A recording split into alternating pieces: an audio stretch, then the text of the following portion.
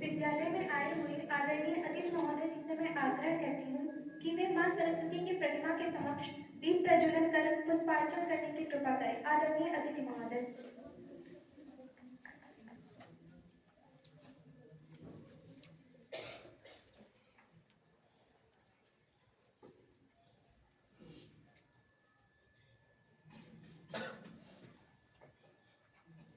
दीप ज्योति परम ज्योति, दीप ज्योति परम ज्योति, दीप ज्योति जनार्दना, दीपो हरतु मे पापम्, दीप ज्योति नमोस्तुते।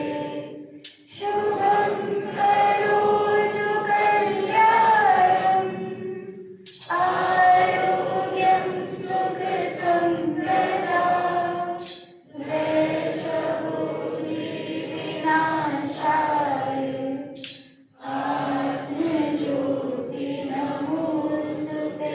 ज्योति प्रदीपाय ब्रह्मज्योति नमोस्तुते। ब्रह्मज्योति प्रदीपाय गुरुज्योति नमोस्तुते। मैं हमारे विद्यालय के आदरणीय प्रधानाचार्य जी से आग्रह करती हूँ कि वे आए हुए अतिथियों का परिचय कराकर सम्मान करें। आदरणीय प्रधानाचार्य जी।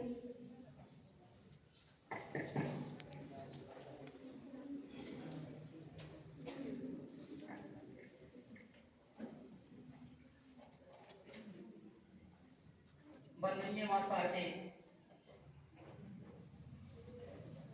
आए हुए श्रेष्ठ महानुभाव आचार्य जी, बहन जी, प्रिय भैया बहन,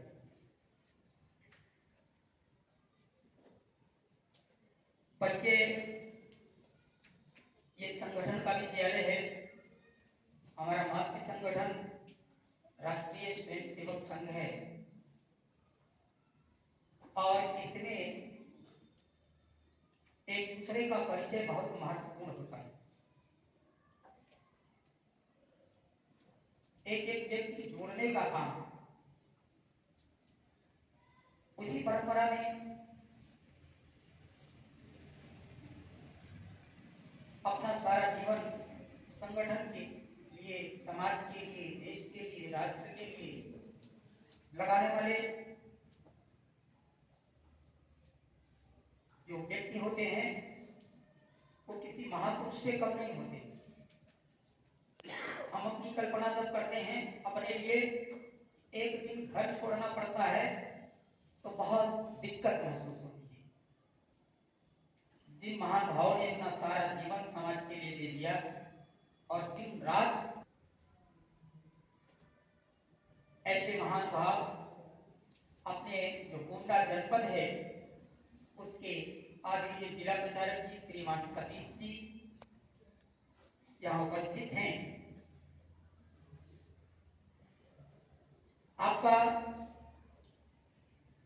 सम्मान करने के लिए आदरणीय जो कक्षा 12 के क्लास टीचर हैं श्रीमान योगेंद्र जी, मैं आपसे आग्रह करता हूं कि आदरणीय भाई साहब का सम्मान करने की कृपा करें।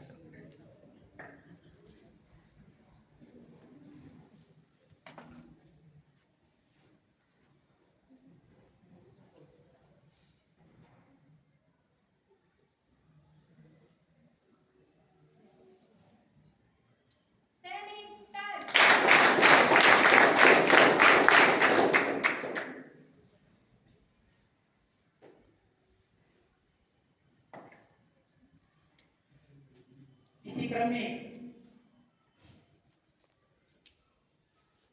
आपके दाहिनी ओर बैठे हुए जो इस विद्यालय के कभी प्रधानाचार्य थे, अभी आप जब आए तो काफी बच्चे इनसे प्रभावित होकर के इनसे मिले, पुरानी यादें ताजा हो गई। आदरणीय श्रीमान उमाशंकर जी, आप मालवीय नगर सरस्वती शिशु मंदिर के प्रधानाचार्य हैं।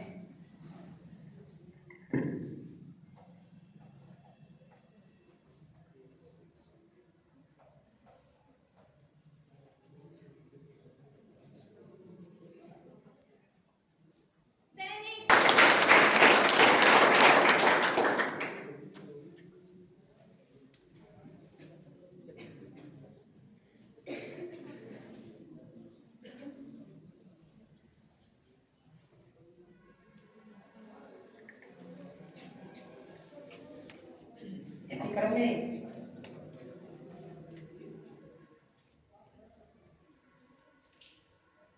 ये एक नगर है, कहाँ पर है भाई साहब? थानेपुर एक नगर बन गया है और उस नगर के आदरणीय नगर प्रचारक श्रीमान हिमांशु जी, आपका भी स्वागत और अभिनंदन है। मैं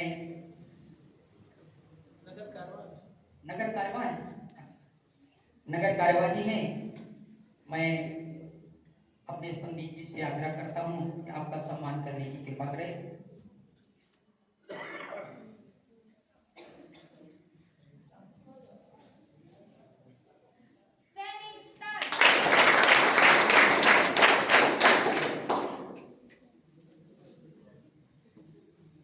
बहुत बहुत धन्यवाद। आदरणीय संदीप जी जो सबसे किनारे बैठे हैं, सबसे दाहिनी तरफ आप मालवीय नगर शिशु मंदिर के आप कार्यालय प्रतिनिधि हैं और मित्र भी हैं। इनसे भी मैंने आग्रह किया था आने के लिए। आपका स्वागत और अभिनंदन।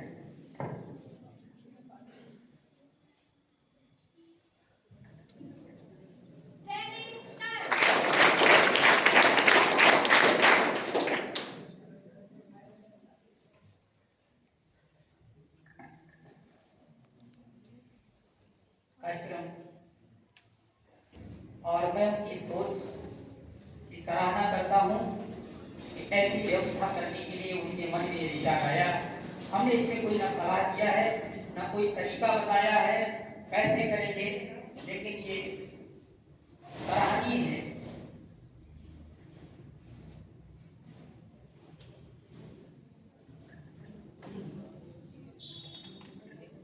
बहुत बहुत धन्यवाद प्रधानाचार्य जी का।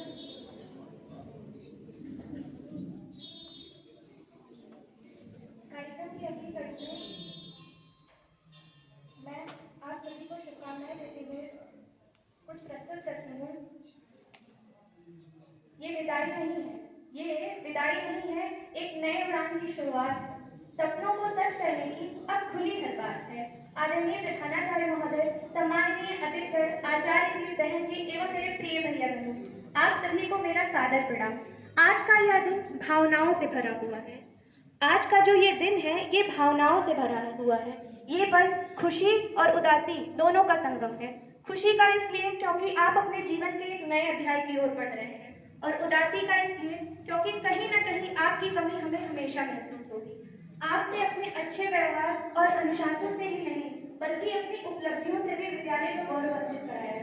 मुझे आशा है कि आप जहाँ भी जाएंगे हमारे विद्यालय के संस्कारियाँ प्राप्त करेंगे। जीवन में चुनौतियाँ तो बहुत आएगी, लेकिन मुझे विश्वास है कि आप उन चुनौतियों को सफलता में बदल देंगे। हम सभी की तरफ से आपके उज्जवल भविष्य की शुभकामनाएं देती हूँ। ईश्वर करे आप सदैव स्वस्थ रहें, खुश रहें और सफलता को प्राप्त करें। धन्यवाद। मैं कक्षा द्वादश से भैया शिवम तिवारी को यहाँ आमंत्रित करती हूँ कि वे आए और अपने विचार को व्यक्त करें।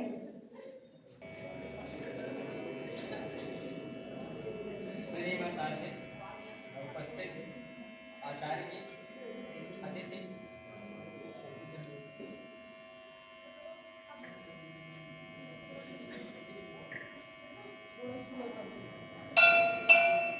अनुभव रहा विद्यालय में जो हमने सीखा वो हम आपको बताएंगे कि हम लोग विद्यालय में काफ़ी शिशु मंदिर से पढ़े, आचार्य जी उपस्थित हैं और फिर इसके बाद हम लोग विद्या मंदिर में आए। आचार्य जी की देखरेख में हम लोगों ने पढ़ाई करी और पढ़ाई के आज इस अंतिम मोड़ पर हम कक्षा 12 के विदाई समारोह में उपस्थित हैं। तो मैं आपसे यही कहूँगा कि आप अपने समय का सदुपयोग करें और जो भी आपके पास समय है उसमें आप अपने दोस्त को एंजॉय करें और अपने पालन करें। परम वंदनीय भारत माता की चरणों में नमन करते हुए मैं सर्वप्रथम सबसे शिशु मंदिर से लेके विद्या मंदिर तक जितने भी आचार्य हैं मुझे मार्गदर्शित किया है, मैं धन्यवाद देना चाहूँगा और ये कक्षा एकादश के भैया बहनों को भी धन्यवाद देना चाहूँगा कि उन्होंने ये कार्यक्रम आयोजित किया। और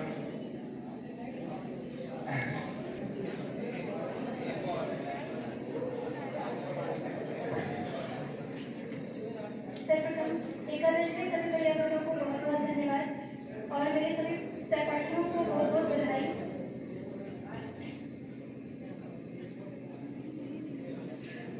4 साल कब बीत गए पता नहीं चला और आज हम लोगों का दीक्षांत समारोह भी आ गया। बहुत अच्छा लग रहा है कि हम यहाँ से जा रहे हैं और उसके साथ उस विद्यालय के संस्कार हमारे साथ जा रहे हैं।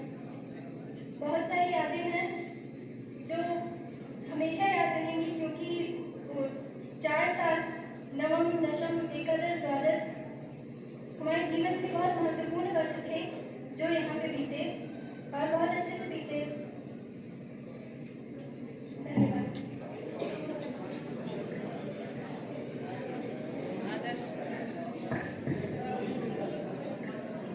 परम वंदनीय माता सर्वप्रथम ओम हम सबका भरण पोषण करने वाली भारत माता। सभा में उपस्थित अतिथि महोदय, प्रधानाचार्य जी, एवमाचार्य एवं एकादश के भैया बहनों,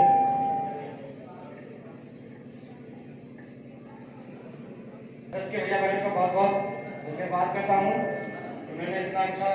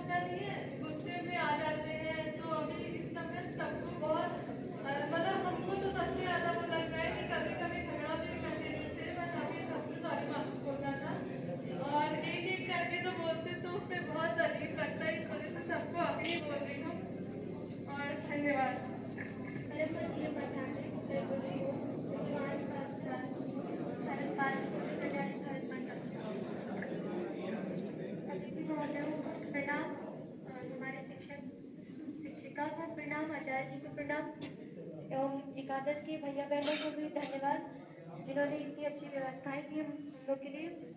और हम लोग का भी जो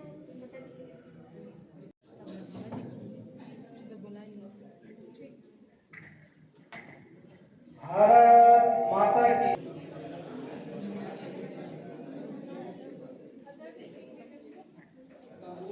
देवी मां सरस्वती को प्रणाम करते थे। मंचस्थ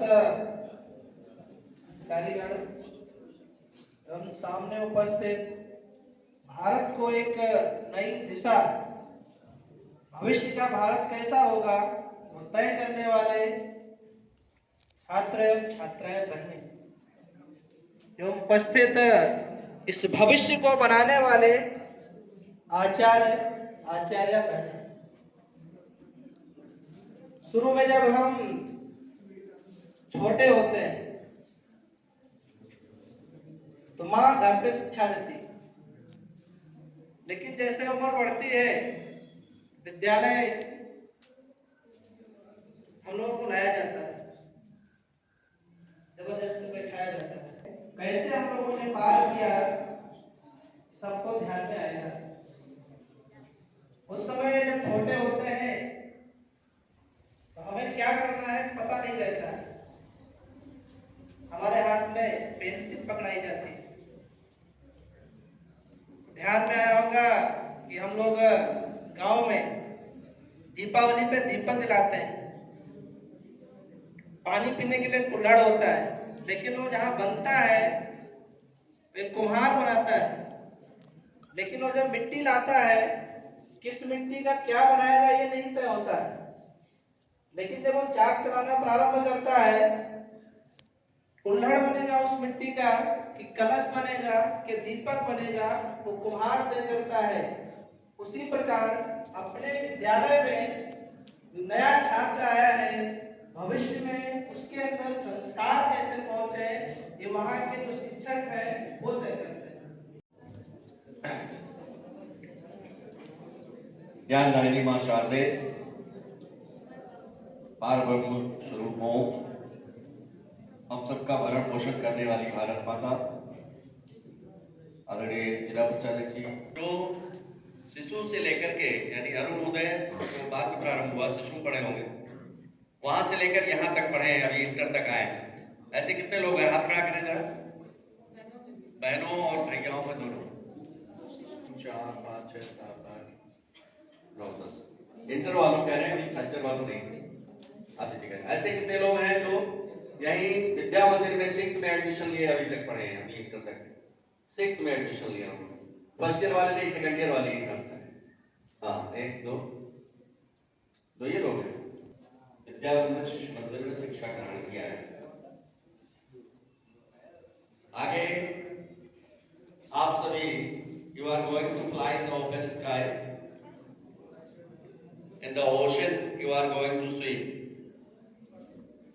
अब यहां से नहर से नदी में और नदी से फिर समुद्र में आप जा रहे हैं।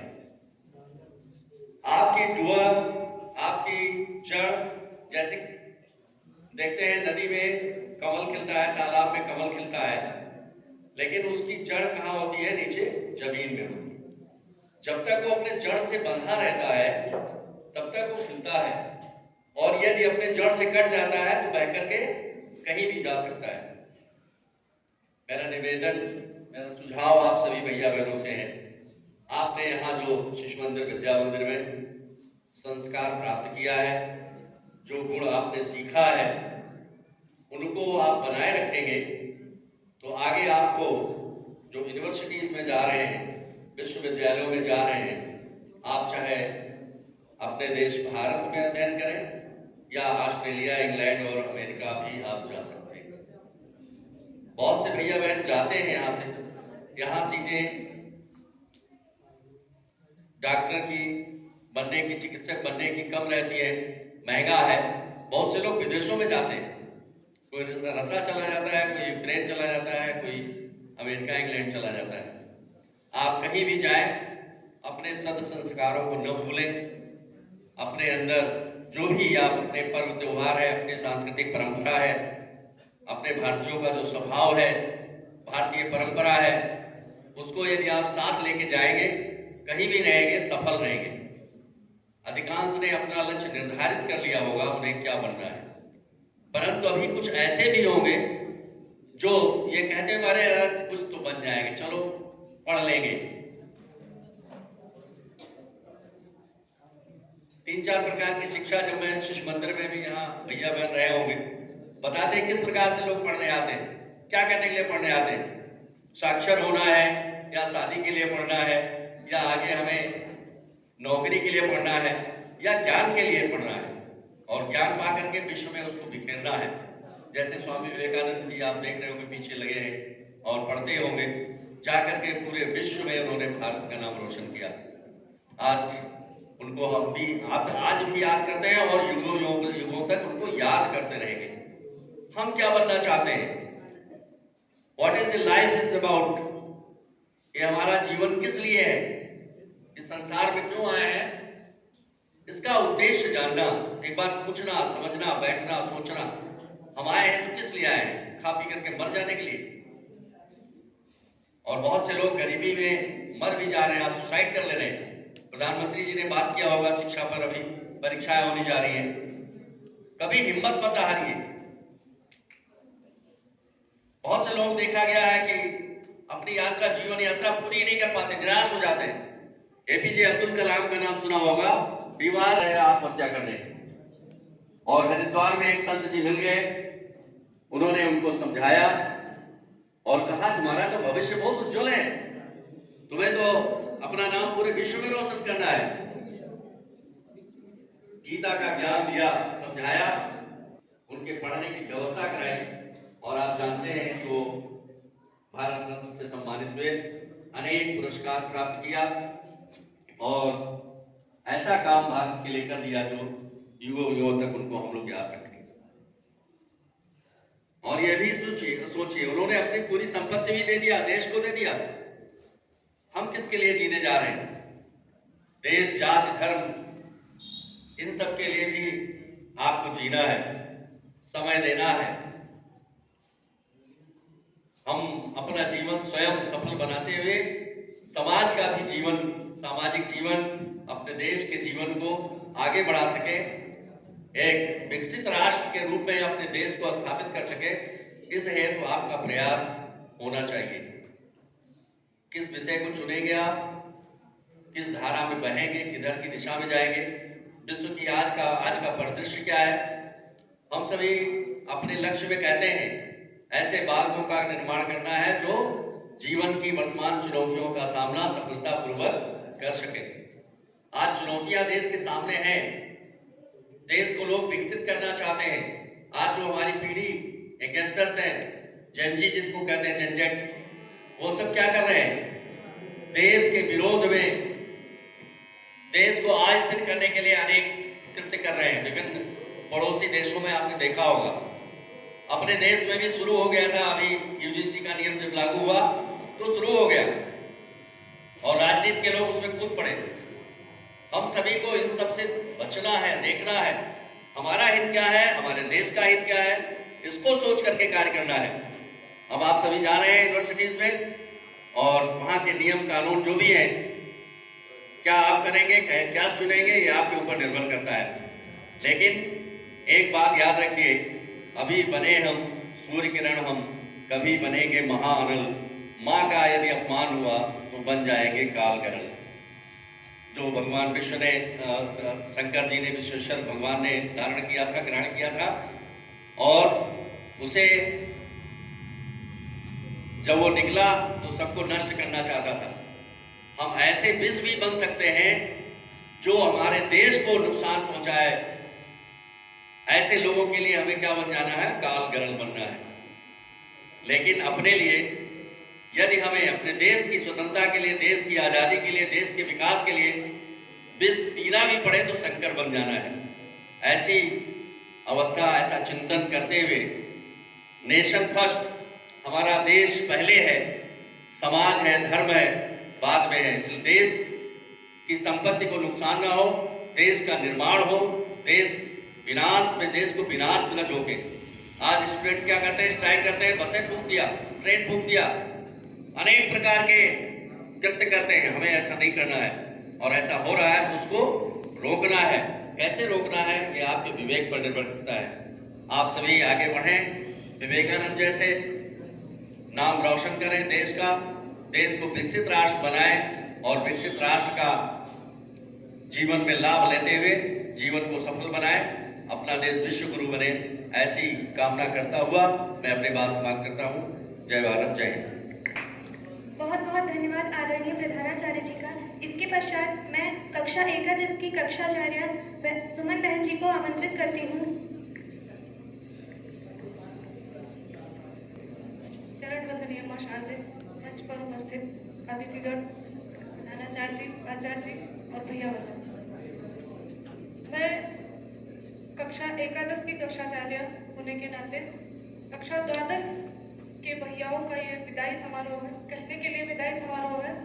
हम आपको कभी भी यहाँ से भेज नहीं सकते क्योंकि आप पूर्व छात्र के रूप में हमसे हमेशा जुड़े रहते हैं।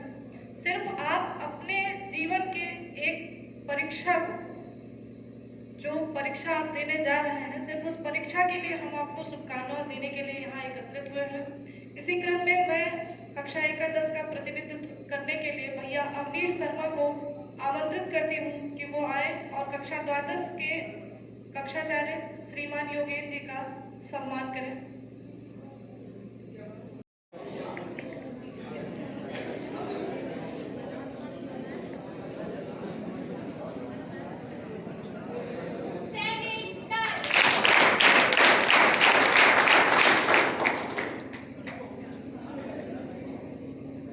भैया बहनों को मेरी तरफ से ढेर सारी शुभकामनाएं, आशीर्वाद, साथ ही एक आग्रह कि आप इस विद्यालय के, इस संस्था के प्रचार प्रसारक हैं।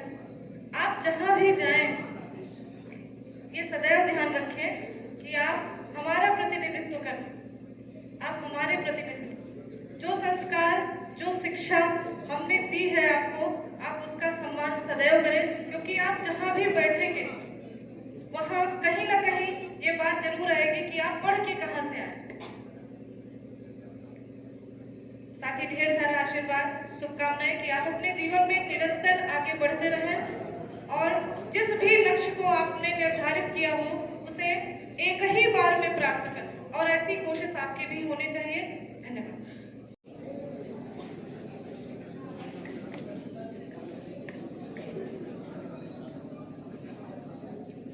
प्रिय भैया बहनों, एक आग्रह, आप अध्ययनशील बनिए। जब आप अध्ययनशील बनेंगे, और किसी महापुरुष ने कहा है कि सबसे बड़ा मित्र किसी व्यक्ति का अगर कोई होता है तो पुस्तकें होती हैं।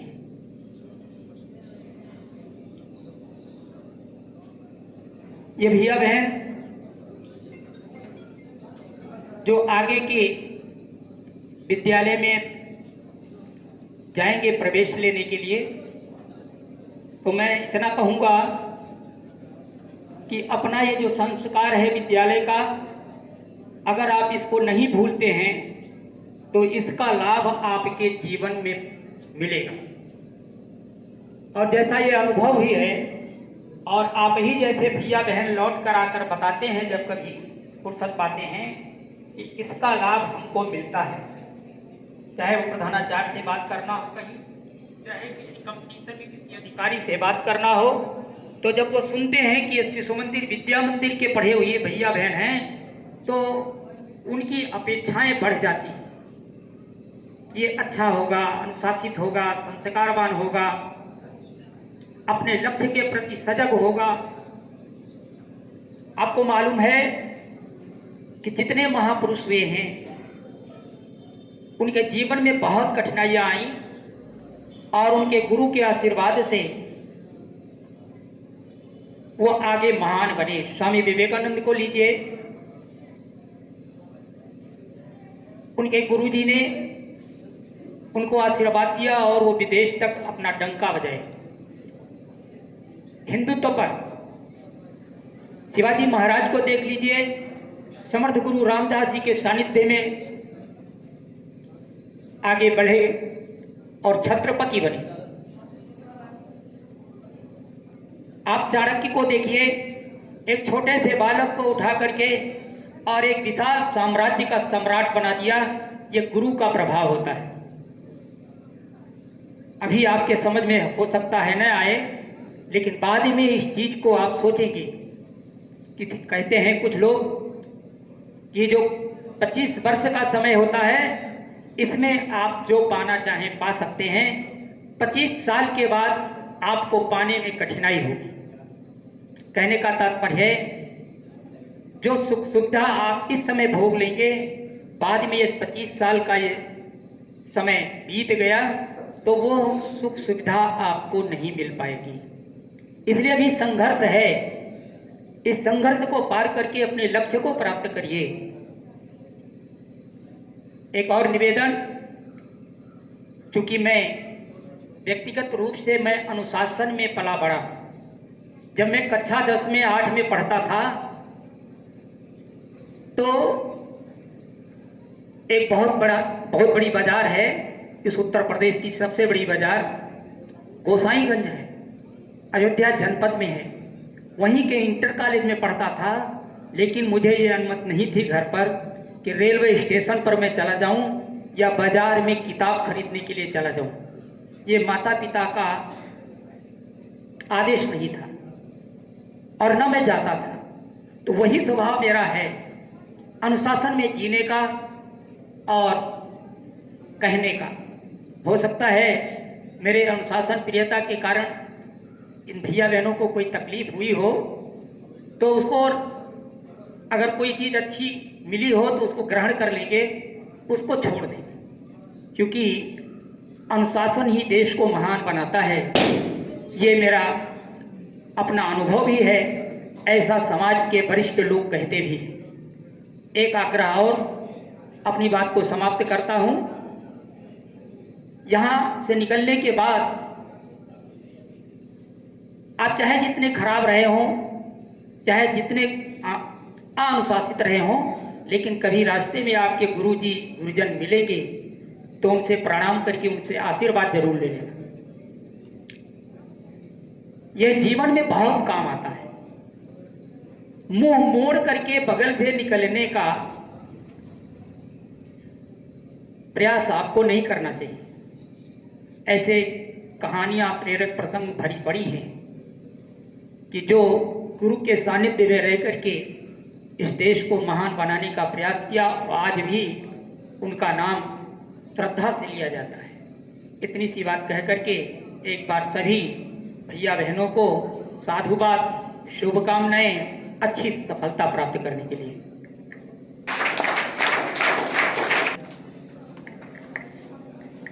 बहुत बहुत धन्यवाद आदरणीय प्रधानाचार्य जी का। कार्यक्रम के अंतिम कड़ी में मैं हमारे विद्यालय के श्रीमान राजेश आचार्य जी को आमंत्रित करती हूँ कि वे आएं और आभार व्यापित करने की कृपा करें।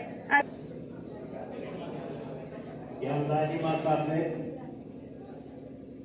परम ब्रह्म ओम जगत जननी भारत माता भैया और बहन द्वादश के विदाई समारोह में आए हुए आदरणीय जिला प्रचारक जी,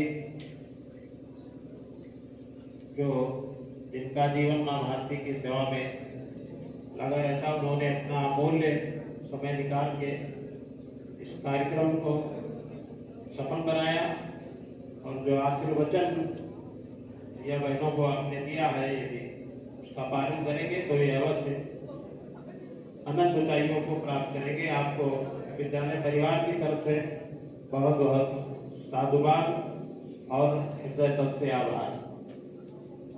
अपना जो विद्यालय सरस्वती शिशु मंदिर मालवीय नगर है, उसके आप यशस्वी प्रधानाचार्य जी, जिन्होंने सूत्रवत आप लोगों को कई बातें बताई है जिसको ध्यान में रखकर आप अपने जीवन को सफल बनाएंगे, ऐसे आदरणीय प्रधानाचार्य जी को बहुत बहुत धन्यवाद और आभार।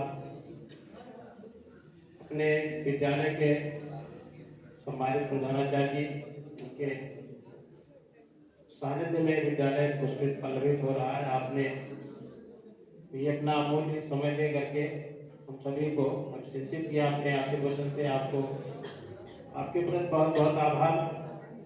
आदरणीय बाबूजी हैं, जब भाई साहब, आपने अमूल्य समय दे करके इस कार्यक्रम को सफल बनाया। हमें आशा है कि जब भी आवश्यकता पड़ेगी हम लोगों को आप लोगों का ये ऐसे आशीर्वचन और सानिध्य आशीर्वाद मिलता रहेगा। कक्षा एकादश के कक्षाचार्य जिन्होंने ये सारी व्यवस्थाएं की है और कक्षा एकादश के भैया बहनों को भी बहुत बहुत साधुवाद। कक्षा द्वादश के कक्षाचार्य जी सभी भैया बहनों को जिन्होंने अपना पढ़ाई छोड़ करके और आकर के इस कार्यक्रम को पूर्ण किया है, उनको भी विद्यालय परिवार की तरफ से बहुत बहुत आशीर्वाद है, धन्यवाद है, आभार है। और छोटा सा निवेदन कि माता पिता और गुरुओं का सम्मान कभी ना भूले हम, इतना बने महान कि गगन को छूले हम।